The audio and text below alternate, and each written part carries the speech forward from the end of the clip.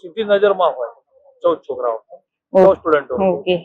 પછી જયારે આપણે જીઓપોલિટિકલ સિચ્યુએશન આવી, યુક્રેન રશિયા વચ્ચે જયારે જીઓપોલિટિકલ સિચ્યુએશન આવી ત્યારે તમને કેવું ટેન્શન થતું હતું?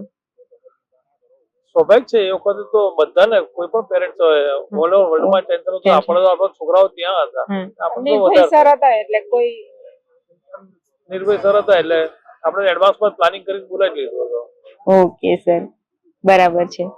હવે કોઈ અમારી ખામીઓ જે તમારા સાઈડ થી દેખાતી હોય તો એ તમે એક્સપ્લેન કરી શકો છો સર? સમરકંદની અંદર જે પૈસા છે ને, બીજા પૈસા ભરવા પડે છે પાછળથી. કંઈક 6 મહિને રજીસ્ટ્રેશન કરાવો, એક દિવસમાં બી જો મોડું થાય ને તો 6000 રૂપિયા ફાઇન પર પર્સન લાગે.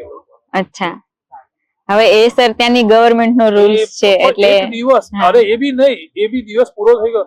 ધારો કે એમને 19-18મી તારીખે પૂરું થતું હતું, એ લોકો 19-20 સવારે ગયા, બસ 24 કલાક પણ પૂરા નથી, 6000 રૂપિયા ફાઇન.